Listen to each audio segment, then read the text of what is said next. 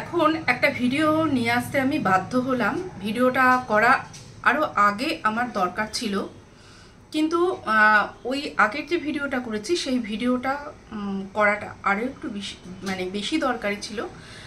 সেই কারণে এই ভিডিওটা একটু দেরি হয়ে গেল। হ্যাঁ, আমি এখানে যে ঝিলম গুপ্তা আছে, তোমরা অনেকেই চেনো, খুব নামকরা, খুব ফেমাস একজন ইউটিউবার। তার ছোট্ট ছোট্ট ভিডিও হয়, কিন্তু সেই ভিডিওর মধ্যে এত সুন্দর কিছু বার্তাও থাকে, আর তার মধ্যে কিন্তু একটা হাস্যরস আছে। ভীষণ ট্যালেন্টেড, প্রতিভা, ভীষণভাবে প্রতিভা, মানে ট্যালেন্টেড আর প্রতিভা তো একই জিনিস। তো তার একটা লাইভ আমি আজকে দেখেছি, আজকে আমি দুপুরের দিকে দেখেছি, ছোট্ট একটা লাইভ হয়েছে। সেই লাইভে তাকে কাঁদতে দেখেছি। যখন তার আগে কিন্তু তার একটা আমি পোস্ট দেখেছিলাম, সে ইউটিউব ছাড়বে, সে মানে আর ইউটিউব করবে না, এইরকম একটা পোস্ট দেখেছিলাম। তো দেখে আমি অতটা কিন্তু গ্রাহ্য মানে গা লাগাইনি, যে এইরকম তো অনেকেই প্র্যাঙ্ক করে, তারপরে দেখা যায় যে না, কিছুই না। কেননা এত বড় একজন ইউটিউবার, মানে যাদের 1 লাখ 2 লাখ, সেই দিক থেকে বলছি না, নামের দিক থেকে, ফেমের দিক থেকে কিন্তু অনেক বড় ইউটিউবার, আর ভীষণ ট্যালেন্টেড, যার প্রতিভা, যেটাকে আমরা প্রতিভা বলি, সেই রকম একজন মানুষ সে ইউটিউব ছেড়ে দেবে? এটা বিশ্বাস করা যায়? ইউটিউব ছেড়ে দেবে?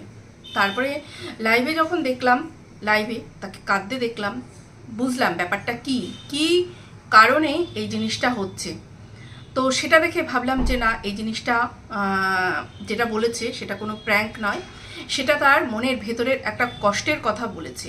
যে তার যে ফেসবুকে আগে যেই ভিডিওগুলো দিত, তখন সে মনিটাইজেশন অন করেও দেয়নি, কেননা তখন সে জানতো না এইসব ভিডিওর দ্বারা টাকা ইনকাম করা যায়। তারপরে সে যখন জানলো, যখন সেই জিনিসটা করলো, কোনো কারণে সেটা টেকনিক্যাল কোনো ইস্যু হওয়ার জন্য সেটা কিন্তু রিচ হচ্ছিল না। তারপরে ইউটিউবে আসলো। ইউটিউবে সবার যেই রকম রিচ হয়, সত্যি এই যে এই ঝিলমের কিন্তু প্রতিভা যেই রকম, সেই অনুযায়ী কিন্তু রিচটা তার চ্যানেল পায় না, তার ভিউজ, তার সাবস্ক্রাইবার একই জায়গায় কিন্তু আটকে আছে। কিন্তু তার যে ফেম নেই তা কিন্তু না, তাকে আমরা কিন্তু সবাই এক ডাকে, তার নাম কিন্তু আমরা জানি, ঝিলম গুপ্তা। কে ঝিলম গুপ্তা? সুন্দর, সে শীষ দিয়ে কিন্তু নানান রকম সুর তুলতে পারে, এটাও তার কিন্তু একটা আলাদা ট্যালেন্ট আছে। সে সুন্দর ছোট্ট ছোট্ট ভিডিওর মাধ্যমে মানে দর্শকদের কিন্তু হাসি, সে নিজে হাসে না, কিন্তু তার ভিডিও যারা দেখবে তারা তার মধ্যে হাস্যরস একটা খুঁজে পাবে। এই আমরা যারা মানে এইরকম বড় বড় অনেক এই কন্ট্রোভার্সি ক্রিয়েটার আছে, বড় বড়, আর কদিন পর হয়তো সিলভার প্লে বাটনও পেয়ে যাবে কেউ কেউ। তো তারা মানে আমরা আর ঝিলম গুপ্তা কি এক হলাম? একদমই না। ঝিলম গুপ্তার ধারে কাছে আমরা যেতে পারবো না। তার এত ট্যালেন্ট, সেই ট্যালেন্টের একটা কানাকড়ি আমাদের নেই, আমাদের মধ্যে নেই। সে বলল তার একটা ডায়েরি আছে, সেই ডায়েরিতে স্ক্রিপ্ট আকারে সে লেখে, তার মাথায় যখন যেটা আসে লেখে, ঠিক না হলে বারে বারে সেটাকে কেটে আবার ঠিক করে সেটাকে লেখে, তারপরে সে একটা ভিডিও কিন্তু আনে। কিন্তু আমরা দর্শকরা কি করছি? দর্শকরা সেই ভিডিও দেখছি না, ভালো লাগছে না, তার মধ্যে খারাপ ভাষা নেই, কিচ্ছু নেই।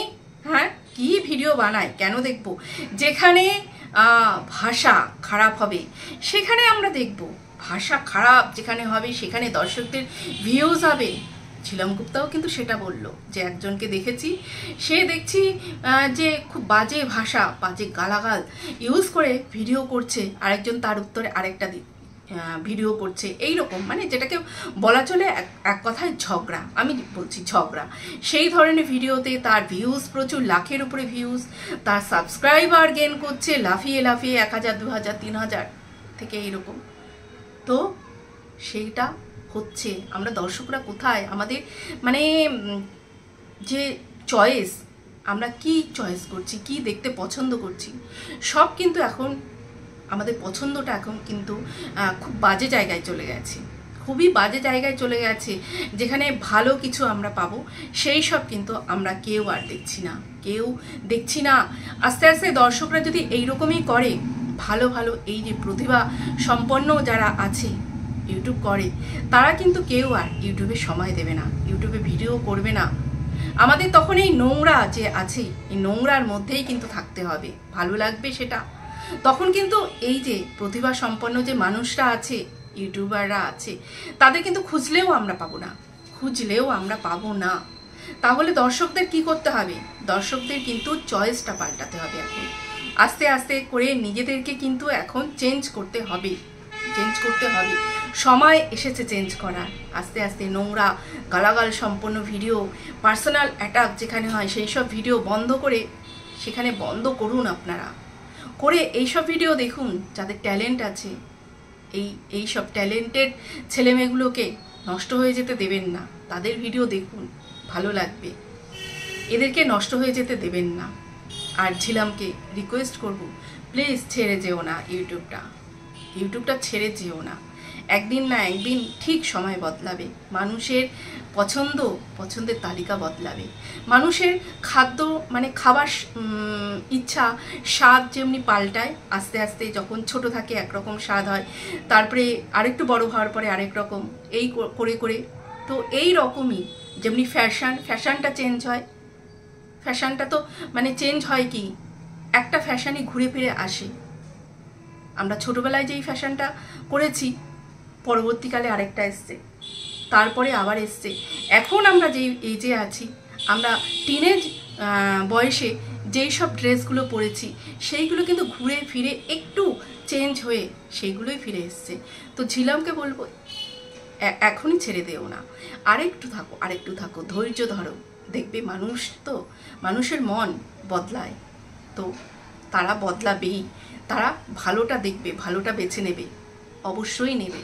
কতদিন আর তারা এই সমস্ত নোংরা পাকের মধ্যে পড়ে থাকবে? তো টাটা, ভালো থেকো, গুড নাইট। ভিডিওটা আমি এক্ষুনি পোস্ট করব, হয়তো এডিট না করেই পোস্ট করব। টাটা।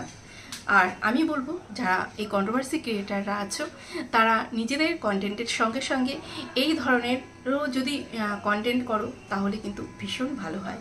আমাদের এই কন্ট্রোভার্সি যেই ফিল্ডটা আছে, সেটা অনেক দূরে এগিয়ে যাবে, সবার চোখে অনেকটা সম্মানিত হবে। টাটা।